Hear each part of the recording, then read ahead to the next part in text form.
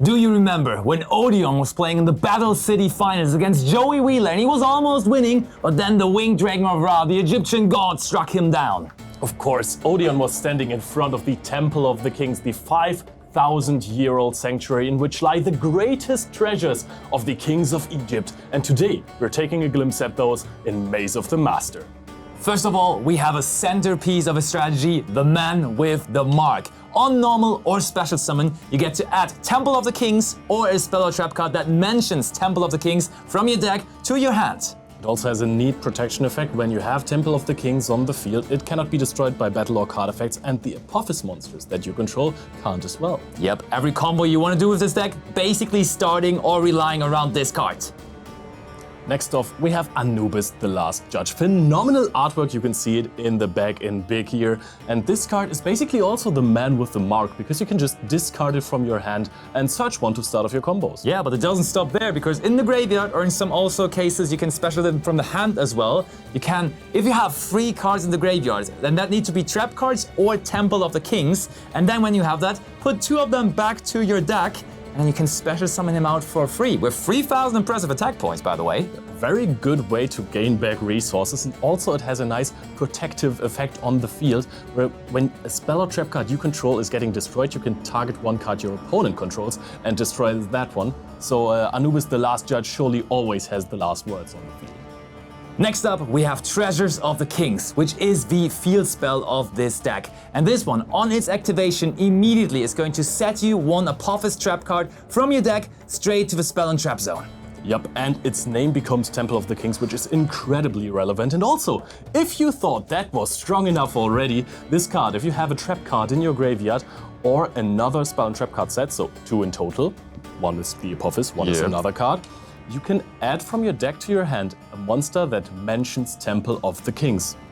Next off, we have Merciless Scorpion of Serket, and this is a level 6 monster with 2,500 attack points that can special summon itself if you have Temple of the Kings on the field by banishing a level 10 or higher monster from your deck. And you could, for example, take Anubis, the Last Judge. Or the Winged Dragon of Ra. Yep, that will be pretty important later on, but this card also has another effect. On the field, you can activate it to search for a spell card that mentions Temple of the Kings or Temple of the Kings. And it doesn't end there. If this attacks an opponent's monster at the beginning of the damage step, you can just destroy the opponent's monster, and the Merciless Scorpion of Serket will gain half of the attack points of the opponent's monster. So it will be a very, very strong monster because it stays like that permanently until it leaves the field. So I'm sure this card will end plenty of duels.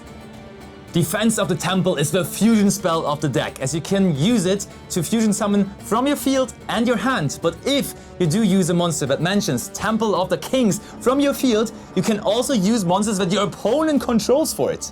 That is pretty sick, and it doesn't end there, because you can banish this card from the graveyard even in the same turn it was used, because it's use each effect once per turn, to add Dangers of the Divine to the hand from the deck. I'm sure we are going to see many Earth fusion monsters being summoned with this. Let's find out which those are. Next up, Divine Scorpion Beast of Serket, which is another fusion monster using 1 Serket monster and 1 monster with 2,500 or less attack points, working perfectly well together with Defense of the Temple, as you can use your opponent's monster with that. Yep, and when the Divine Scorpion Beast of Serket is special summoned or at the beginning of damage step, you can choose a monster on the field of your opponent or in the graveyard, banish it and gain half of its attack permanently. Yep, and while you have a level 10 or higher monster that is banished, you can attack it second time with this monster, meaning there is going to be many attacks and many game-ending attacks coming your way with this card. Remember when we banished our Winged Dragon of Ra earlier?